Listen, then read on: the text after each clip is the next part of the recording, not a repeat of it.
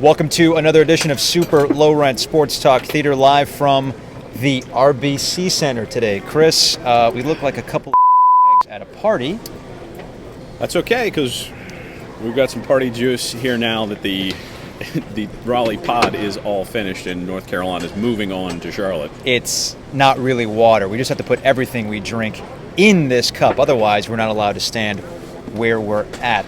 Davidson seems to be the only team that provided any excitement at all here at the RBC Center. I don't know if you were a Carolina fan, you were probably pretty excited the way the Heels played. But yeah, Davidson really sort of gave the place a special March Madness kind of feel because they were the underdog, beating Gonzaga, beating Georgetown. Even though technically, if you want to get true about it, it was not a fair matchup for either the Zags or the Hoyas because Davidson had the home crowd in a big, big way.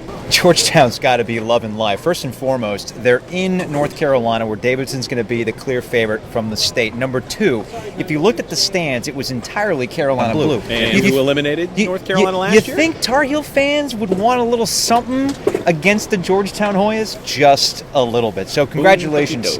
Congratulations goes out to Davidson. They're advancing to the Sweet 16. At least a team that played in red in this building is doing something in the NCAA tournament. Let's talk about North Carolina, Chris. Oh, that hurts. That hurts. Were you impressed I used Spanish just now? I did. And I've pronounced it properly. No, I really am impressed. I'm proud of you that way. Way to go. Way to go, buddy. I get better when the tournament gets started. What can we take away out of North Carolina? I mean, it's basically two exhibition games where you get the reserves seeing serious minutes after they've hit 100 in both games around 5 minutes. 8 left to go in the game. You can take away that they're a really good freaking team. You don't get to be the number one seed overall in the tournament by just winning a lottery. But other number one seeds have trouble. Number two seeds get bounced. Hello, Duke. Hello, Georgetown. Tennessee even had trouble.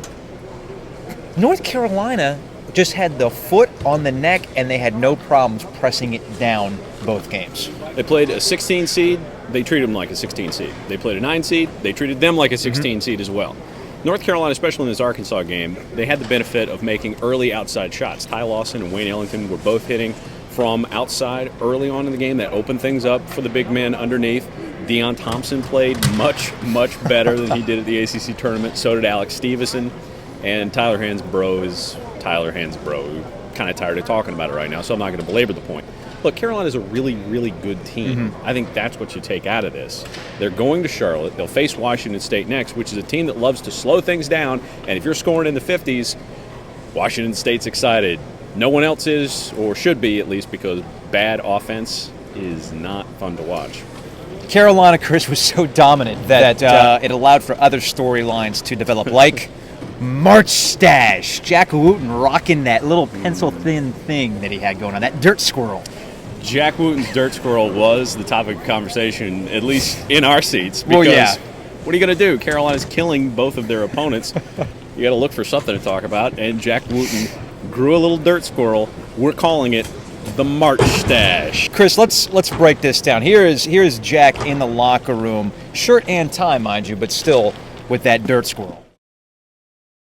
You like what he's done there? I mean, it's very well groomed. Rocking it. It almost looks a little, I don't know. He needs a mullet. That's what, you know when he needs to go with that mustache? No. He needs a mullet to go with that. Let's not get crazy, okay. Right? Start small and work your way up, okay? Get away with the dirt squirrel for a while, the March Stash, kick it.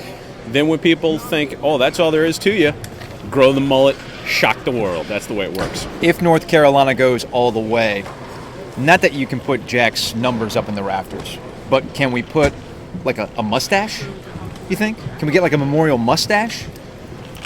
I think you could have a memorial mustache night complete with mustache rides and what? Well, let me answer this question, all right? You think he's used that line? I hope not. Yeah.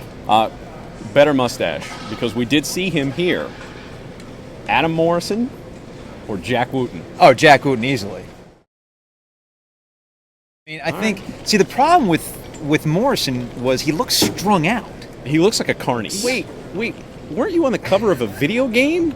You look like you're a roadie for the Warrant reunion show. Hey, Adam, if you're watching this right now, no worries. On Tuesday, Bungie's making those new Halo maps free. So download them. You and JJ Redick, who's also not doing anything in the NBA, can hook up and play. And hey, my screen name, shoot me an email. We'll hook up. I'll snipe you. Duke, to wrap things up here. Well, first and foremost, even before we get to Duke, the ACC as a whole, embarrassing, to say the least. Clemson lost to a mid-level Big East team as a number 3 ACC team. Duke loses to, it's an average West Virginia team. Listen, the ACC, it's really about Duke's loss. Yeah. Okay? Yeah. Because the standard bearers for the conference for however many years now, it's Carolina and Duke. You always would pencil them into the Sweet 16, but this is two straight years where Duke has been knocked out of the tournament on the first weekend, and that's kind of depressing for the conference. It makes the ACC look bad. This is a Duke team that finished a clear number 2 in the ACC, and they got beaten by an average Big East team. It's the way that they lost, by hitting the wall again, and they've been hitting the wall a lot. I wouldn't say it's a tiredness, a fatigue factor. It's a frustration level. It's a toughness issue. This team, for some reason, in the latter half of the season, has not been able to get up off the mat when they've had some adversity. What is going to change this for Duke? And they even had a senior in DeMarcus Nelson that's supposed to lift them up a bit. Instead, DeMarcus Nelson ends his career at Duke with 8 points in postseason play. That is not typical Duke senior right there. No, it's not. I'm not going to put it all on him because it's not like Kyle Singler, who was such an important part of Duke's team, played very well in D.C., and ultimately they were a team all season long that when they made their shots, they look great.